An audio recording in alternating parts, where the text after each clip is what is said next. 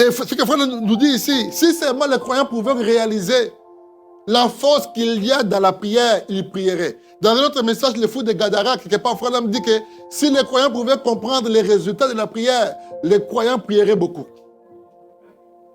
Parce que dans la prière, on devient comme le maître des circonstances. Avec la prière, nous changeons les événements, le cours des choses.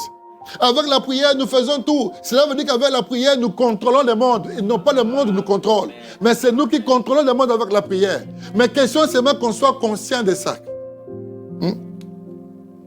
Que nous puissions avoir foi d'abord. Non pas seulement prier, ok bon, parce que mettons que quelqu'un qui sait parler et qui dit ok bon, il peut bien converser alors. Il ferme les yeux, comment juste à converser comme il le ferait, mais sans qu'il ait la foi en lui, qu'il n'ait la foi en lui. Mais Dieu veut, Frère, on dit que vous puissiez vous emparer de la foi pour croire la chose. Parce que Jésus a dit, quand vous priez, croyez que vous l'avez déjà reçu et vous la verrez s'accomplir. Qu'après avoir prié, commencez à dire à Dieu, Seigneur, merci parce que tu m'as donné la chose que j'ai demandée. Et lorsque tu commences à croire, tu le remercies, il va, lui, à son tour, t'accorder ce dont tu as besoin. Amen. Parce que c'est ce qu'il a promis de pouvoir réaliser. Et on peut voir dans la Bible, bon, je vais le lire ici, dans Ésaïe 37, c'est projeté là. Dans Ésaïe 37,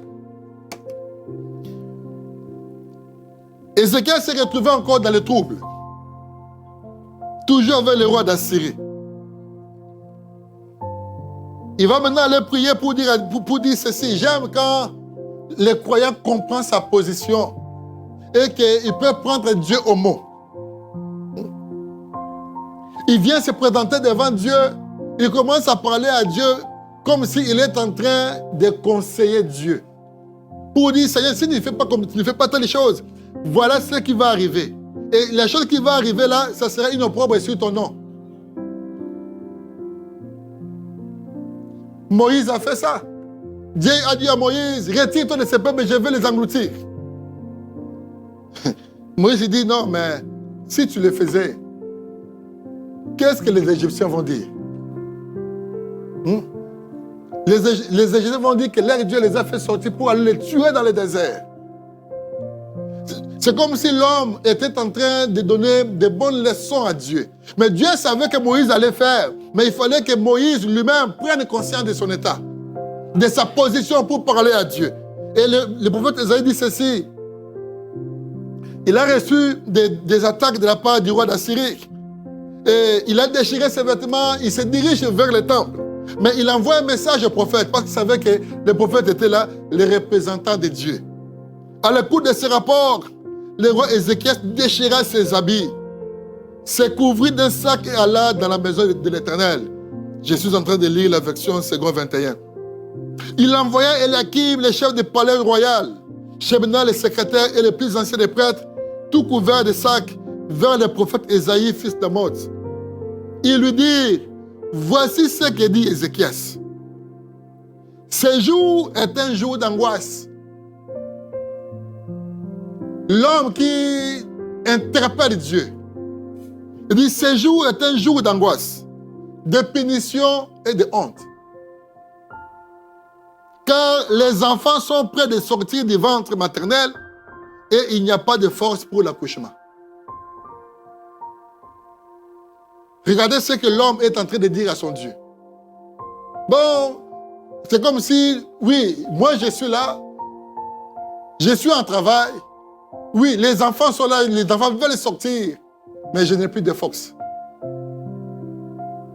Qu'est-ce qui va arriver? Les enfants et moi, nous allons périr. Mais la force pour accoucher, ça viendra de toi. Si toi tu n'interviens pas, ce serait la honte. Mais Dieu n'aime pas la honte. Ça dit que tu lui fais voir, si tu n'agis pas, regarde les conséquences. Et Dieu comprend que mon enfant ici, il comprend sa position. Il comprend sa position. Donc il lui dit, voici ce que dit Ézéchiel, ce jour est un jour d'angoisse, de punition et de honte. Car les enfants sont prêts de sortir du ventre maternel et il n'y a pas de force pour l'accouchement. Peut-être l'Éternel, ton Dieu, A-t-il entendu les paroles de Rabshakeh, l'homme que le roi d'Assyrie, son Seigneur, a envoyé pour insulter les dieux vivants? Et peut-être l'Éternel, ton Dieu, punira-t-il les paroles qu'il a entendues? Fais donc monter une prière pour le reste qui subsiste encore. Les serviteurs du roi Ézéchias allèrent donc trouver Esaïe, et celui-ci leur dit, vous transmettez le message suivant à votre maître. Voici ce que dit l'Éternel. Ne te laisse pas effrayer par les paroles que tu as entendues et par lesquelles les serviteurs du roi d'Assyrie m'ont insulté. Je vais mettre en lui un état d'esprit tel que, sur une nouvelle qu'il recevra, il retournera dans son pays et là-bas, je le ferai tomber par l'épée. Voilà comment notre Dieu agit. Il te donne la victoire ici, il vient, il te réconforte. Mais de l'autre côté, il travaille. Mais pour que le roi d'Assyrie reçoive un message, afin qu'il puisse y retourner et qu'on puisse l'abattre, le message qu'il allait recevoir, là, ça allait être monté par qui? C'est pour dire que dans ta situation-là, même si un ange lui-même ne descend pas, Dieu se servira d'un autre humain pour résoudre cette affaire-là. Dieu va se servir de quelqu'un pour donner solution à ces problèmes-là. Mais lorsque toi tu viens, lorsque tu te places devant Dieu, montre-lui que tu comprends ta position.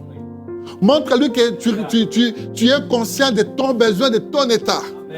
Et que tu puisses maintenant lui demander la grâce afin que lui vienne te délivrer. Fais-lui voir que tu comprends ta position. Fais-lui voir que tu comprends les conséquences. Que si lui, l'Éternel, n'intervient pas, qu'est-ce qui va arriver? Quelqu'un qui ne prie pas, il peut se moquer de ton Dieu. Pour dire, mais regardez, toi tu pries, mais pourquoi ce genre de choses t'arrivent? Tu seras dans la même position comme Ézéchias, la honte et l'angoisse. La honte et l'angoisse. Comprends ce qui te dérange et présente-toi devant Dieu afin que Dieu change les choses. Afin que Dieu change les choses.